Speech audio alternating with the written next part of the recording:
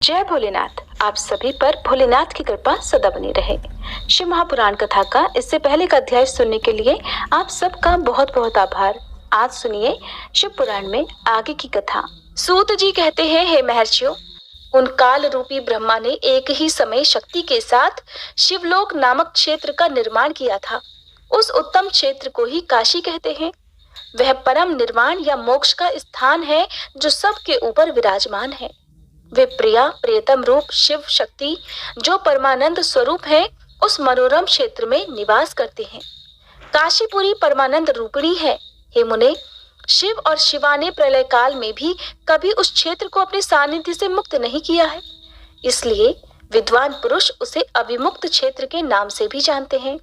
यह क्षेत्र आनंद का हेतु है, इसलिए पिनाकधारी शिव ने पहले उसका नाम आनंदवन रखा था। उसके बाद वह अविमुक्त के नाम से प्रसिद्ध हुआ। हे देवर्षि, एक समय उस आनंद वन में रमण करते हुए शिवा और शिव के मन में ये इच्छा हुई कि किसी दूसरे पुरुष की भी सृष्टि करनी चाहिए, जिस पर यह सृष्टि संचालन का महान भार रखकर हम दोनों केवल काशी में रहकर इच्छा अनुसार विचरे और निर्वाण धारण करें। वही पुरुष हमारे अनुग्रह से सदा सबकी सृष्टि करे, पालन करे और वही अंत में सबका संहार भी करे। ये चित्त एक समुद्र के समान है। इसमें चिंता की उत्ताल तरंगे उठ उठकर इसे चंचल बनाए रहती हैं। इसमें सत्वगुण रूपी रत्न, तमोगुण रूपी ग्रह और रजोगुण रूपी मूंगे भरे हुए हैं। इस विशाल चित्त समुद्र को संकुचित करके हम दोनों उस पुरुष के प्रसाद से आनंद का आनंद अर्थात काशी में सुखपूर्वक निवास करें। यह आनंदवन वह स्थान है जहाँ हमारी मनोवृत्ति सब ओर से सिमटकर इसी में लगी हुई है तथा जिसके बाहर का जगत चिंता से आतुर प्रतीत होता है। ऐसा निश्चय करके शक्ति सहित सर्वव्यापी परमेश्वर शिव ने अपने वाम भाग के 10वें अंग पर अमृत मल दिया। फिर तो वहां से एक पुरुष प्रकट हुआ जो तीनों लोकों में सबसे अधिक सुंदर था। वह शांत था, उसमें सत्वगुण की अधिकता थी तथा वह गंभीरता का अथाह सागर था। हे मुने, क्षमा नामक गुण से युक्त उस पुरुष के लिए ढूंढने पर भी कहीं कोई उपमा नहीं मिलती। उसकी कांति इंद्रनील मणि के समान श्याम थी। उसके अंग अंग से दिव्य शोभा छिटक रही थी और नेत्र प्रफुल्ल कमल के समान शोभा पा रहे थे। श्री अंगों पर स्वर्ण की सी कांति वाले 2 सुंदर रेशमी पीतांबर शोभा दे रहे थे। किसी से भी पराजित न होने वाला वह वीर पुरुष अपने प्रचंड भुजदंडों से सुशोभित हो रहा था। तदंतर उस पुरुष ने परमेश्वर शिव को प्रणाम करके कहा, हे स्वामिन, मेरी नाम निश्चित कीजिए और काम बताइए। उस पुरुष की बात सुनकर महेश्वर भगवान शंकर हंसते हुए मेघ के समान गंभीर वाणी में उससे कहने लगे, हे वत्स, व्यापक होने के कारण तुम्हारा विष्णु नाम प्रख्यात होगा। इसके सिवा और भी बहुत से नाम होंगे जो भक्तों को सुख देने वाले होंगे। तुम सुस्थिर उत्तम तप करो, क्योंकि वही समस्त कार्यों का प्रधान है। ऐसा कहकर भगवान शिव ने श्वास मार्ग से श्री विष्णु को वेदों का ज्ञान प्रदान किया। इसके बाद अपनी महिमा से कभी च्युत न होने वाले श्री हरि भगवान शिव को प्रणाम करके भारी तपस्या करने के लिए और शिव शक्ति सहित परमेश्वर शिव भी पार्षद गणों के साथ वहां से अदृश्य हो गए। भगवान विष्णु ने सुदीर्घ काल तक बड़ी कठिन तपस्या की।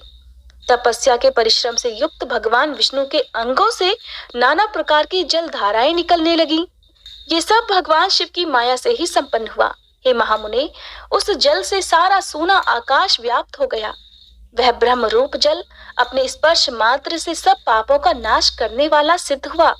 उस समय थके हुए परम पुरुष विष्णु ने स्वयं उस जल में शयन किया। वे दीर्घ काल तक बड़ी प्रसन्नता के साथ उसमें रहे।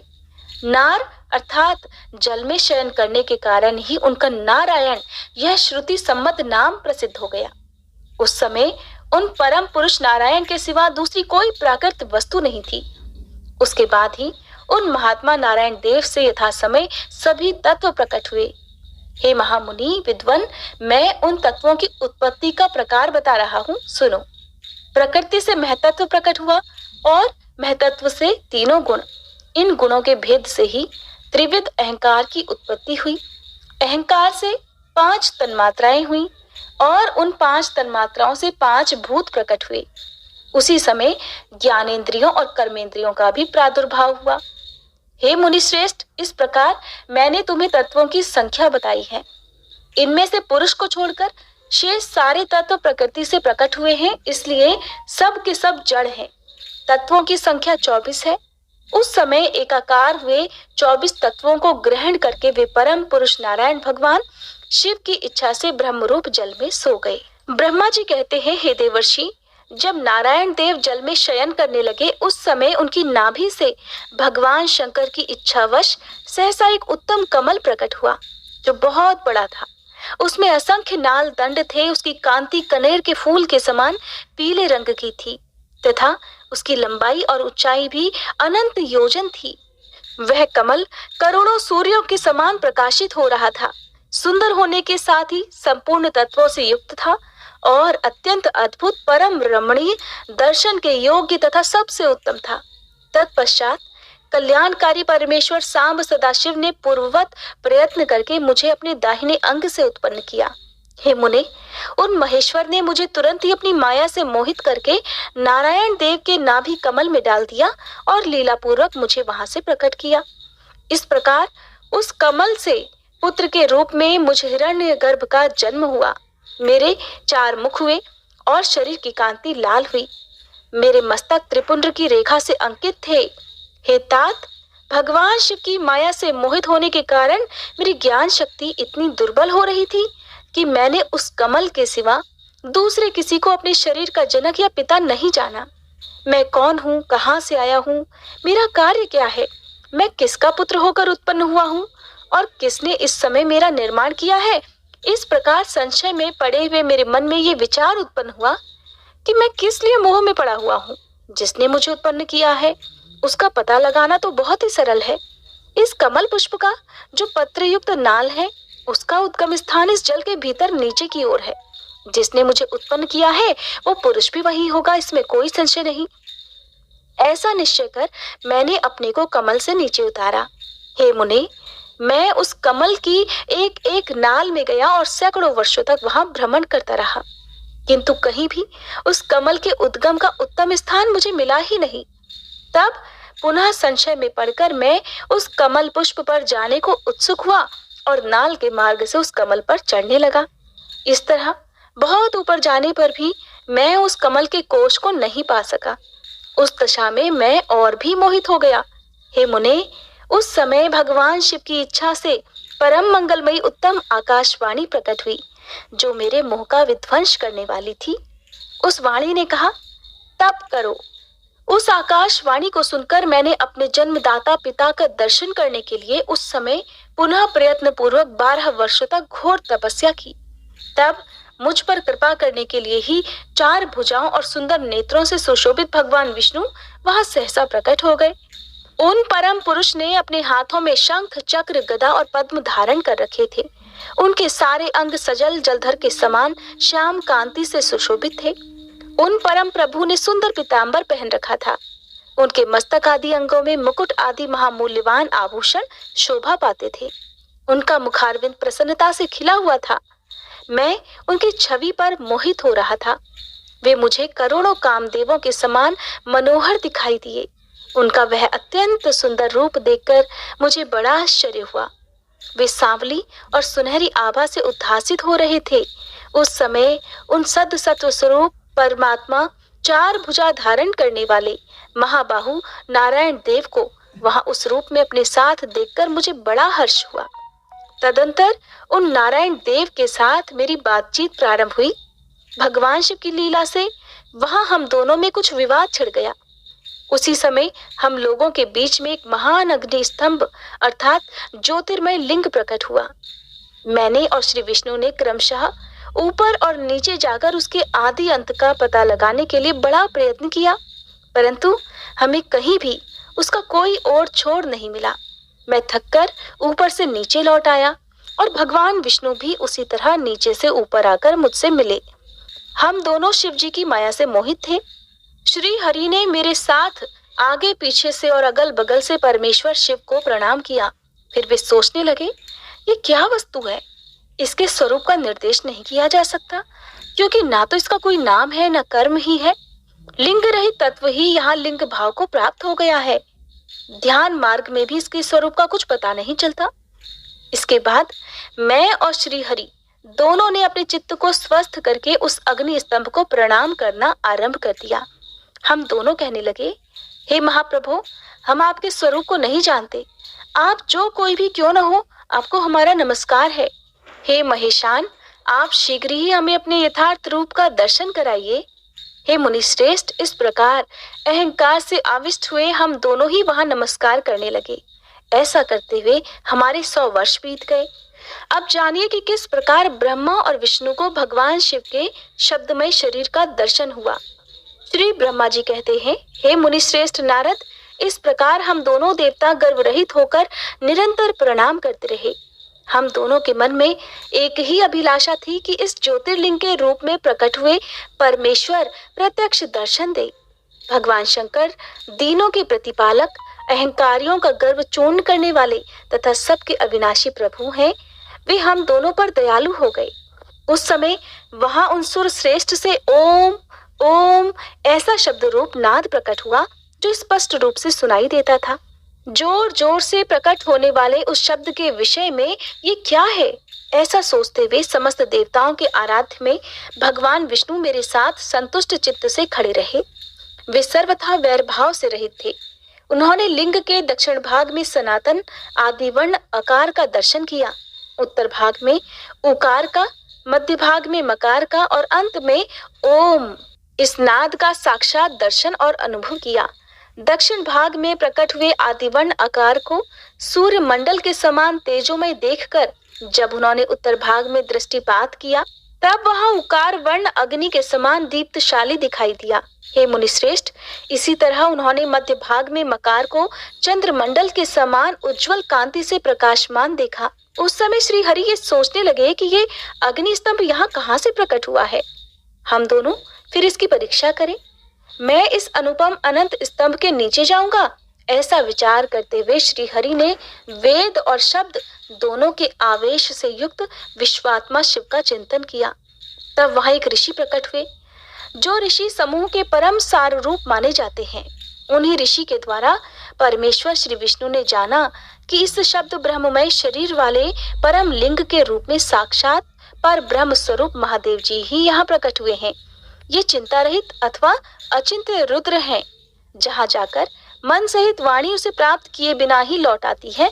इन बीजी भगवान महेश्वर के लिंग से अकार रूप बीज प्रकट हुआ, जो उकार रूप योनि में स्थित होकर सब ओर बढ़ने लगा। वह स्वर्णमय अंड के रूप में ही बताने योग्य था। उसका और कोई भी विशेष लक्षण नहीं लक्षित होता था। वह दिव्य अंड अनेक वर्षों तक जल में ही स्थित रहा। तदंतर 1000 वर्ष के बाद उस अंड के 2 टुकड़े हो गए। जल में स्थित हुआ वह अंड अजन्मा ब्रह्मा जी की उत्पत्ति का स्थान था और साक्षात महेश्वर के आघात से ही फूटकर 2 भागों में विभक्त हो गया था। उस अवस्था में उसका ऊपर स्थित हुआ स्वर्णमय कपाल बड़ी शोभा पाने लगा। वही द्युलोक के रूप में प्रकट हुआ तथा उसका दूसरा नीचे वाला कपाल था। वही ये 5 लक्षणों से युक्त पृथ्वी है। इस तरह देवेश्वर शिव को जानकर श्री हरि ने शक्ति संभूत मंत्रों द्वारा उत्तम एवं महान अभ्युदय से शोभित होने वाले उस महेश्वर देव का स्तवन किया।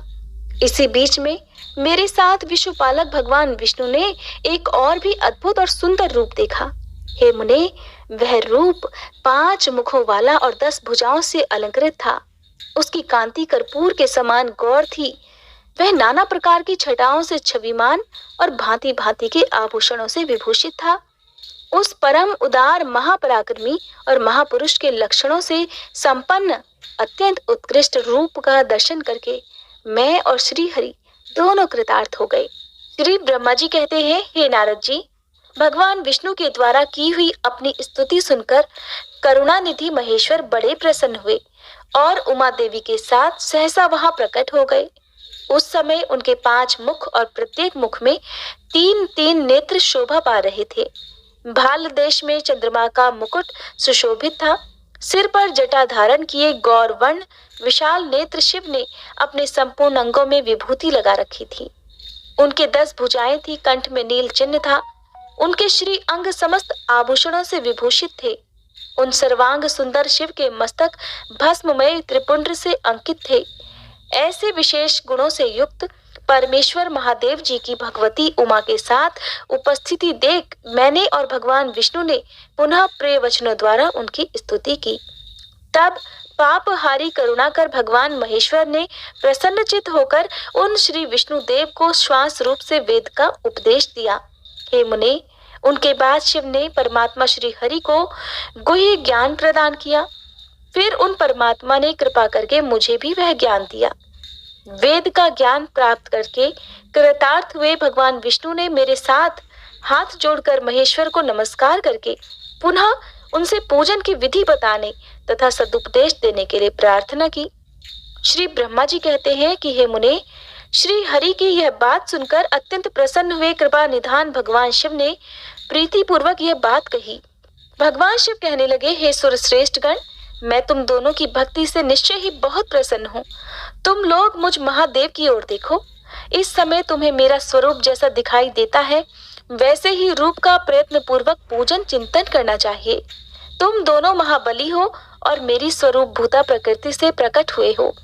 मुझ सर्वेश्वर के दाएं बाएं अंगों से तुम्हारा आविर्भाव हुआ है। ये लोक पितामह ब्रह्मा मेरे दाहिने पार्श्व से उत्पन्न हुए हैं और तुम अर्थात विष्णु मुझ परमात्मा के वाम पार्श्व से प्रकट हुए हो। मैं तुम दोनों पर भलीभांति प्रसन्न हूँ और तुम्हें मनोवांछित वर देता हूँ। मेरी आज्ञा से तुम दोनों की मुझ में सुदृढ़ भक्ति हो। हे ब्राह्मण, तुम मेरी आज्ञा का पालन करते हुए जगत की सृष्टि करो और वत्स विष्णु, तुम इस चराचर जगत का पालन करते रहो। हम दोनों से ऐसा कहकर भगवान शंकर ने हमें पूजा की उत्तम विधि प्रदान की, जिसके अनुसार पूजित होने पर वे पूजक को अनेक प्रकार के फल प्रदान करते हैं। शंभु की उपर्युक्त बातें सुनकर मेरे सहित श्री हरि ने महेश्वर को हाथ जोड़कर प्रणाम करते हुए कहा, प्रभु, यदि हमारे प्रति आपके हृदय में प्रीति उत्पन्न हुई है और यदि आप हमें वरदान देना आवश्यक समझते हैं तो हम तो यही वर मांगते हैं कि आप में हम दोनों की सदा अनन्य और अविचल भक्ति बनी रहे। ब्रह्मा जी कहते हैं, हे मुने, श्री हरि की ये बात सुनकर भगवान हर ने पुनः मस्तक झुकाकर प्रणाम करके हाथ जोड़ खड़े हुए उन नारायण देव से स्वयं कहा। श्री महेश्वर कहने लगे, मैं सृष्टि, पालन और संहार करता हूँ, सगुण और निर्गुण हूँ तथा सच्चिदानंद स्वरूप निर्विकार पर ब्रह्म परमात्मा हूँ। हे विष्णु, सृष्टि, रक्षा और प्रलय रूप गुणों अथवा कार्यों के भेद से मैं ही ब्रह्मा, विष्णु और रुद्र नाम धारण करके तीनों स्वरूपों में विभक्त हुआ हूँ। हरे, वास्तव में सदा निष्कल हूँ।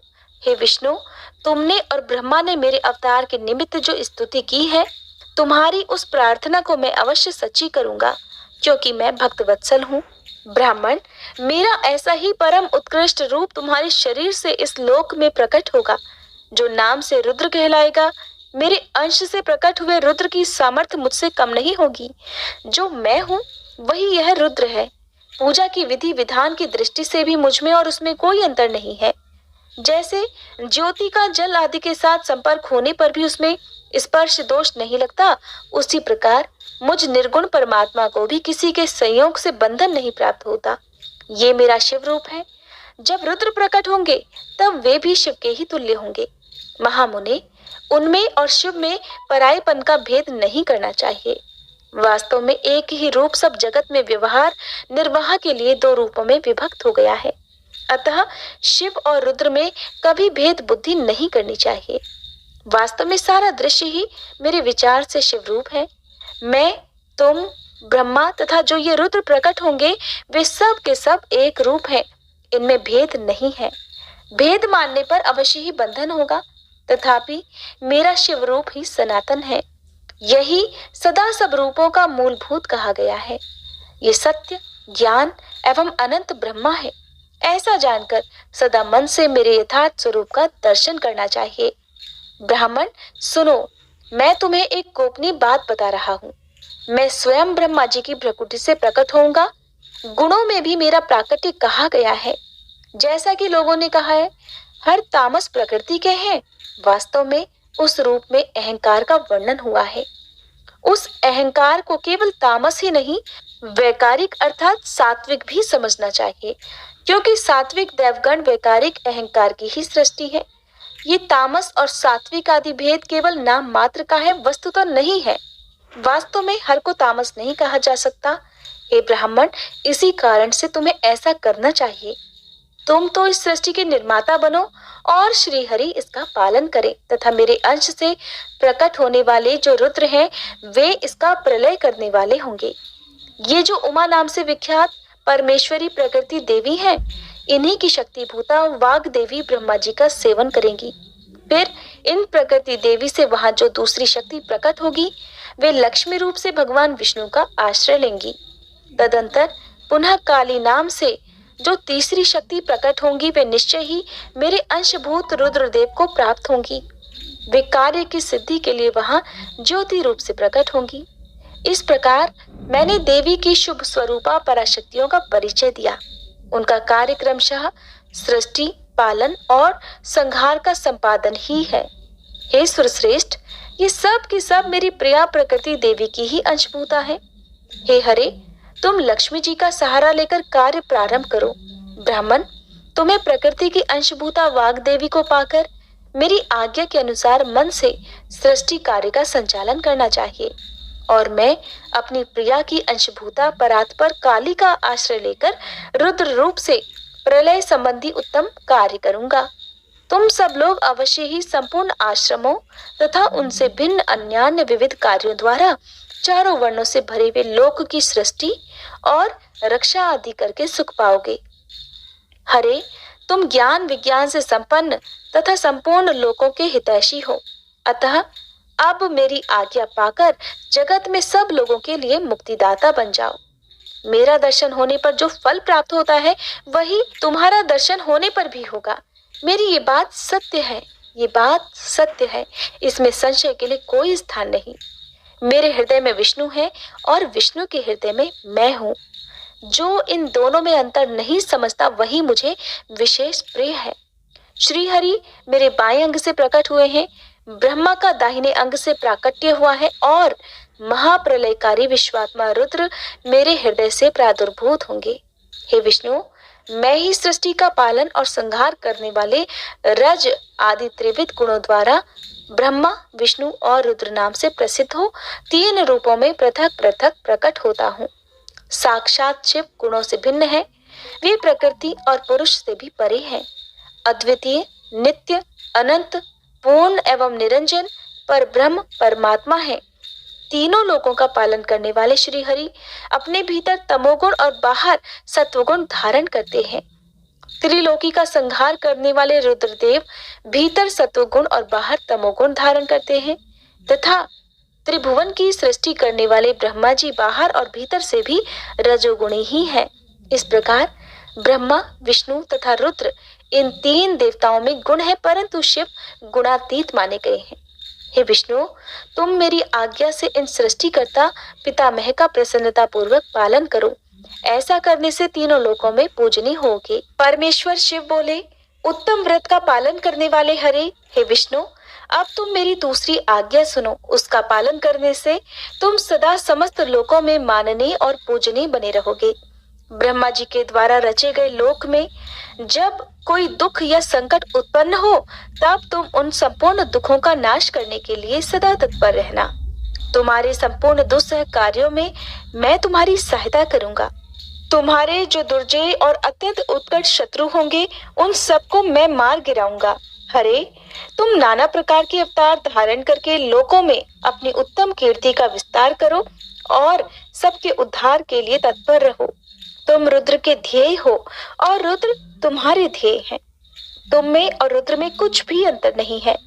जो मनुष्य रुद्र का भक्त होकर तुम्हारी निंदा करेगा उसका सारा पुण्य तत्काल भस्म हो जाएगा।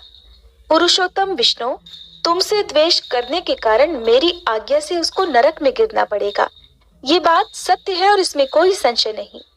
तुम इस लोक में मनुष्यों के लिए विशेषतः भोग और मोक्ष प्रदान करने वाले और भक्तों के ध्येय तथा पूज्य होकर प्राणियों का निग्रह और अनुग्रह करो।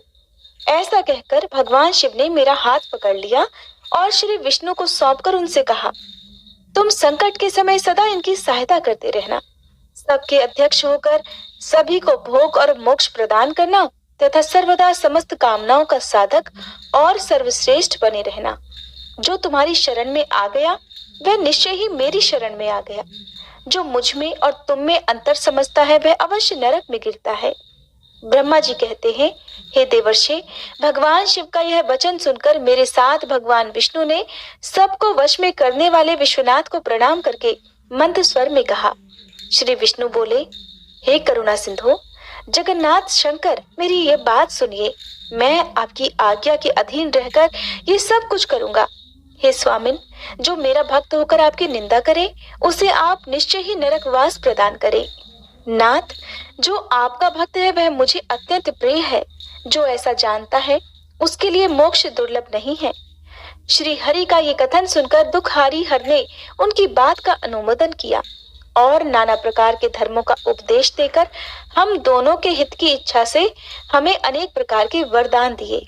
इसके बाद भक्त वत्सल भगवान शंभु कृपा पूर्वक हमारी ओर देखकर हम दोनों के ही देखते देखते सहसा वही अंतर्ध्यान हो गए।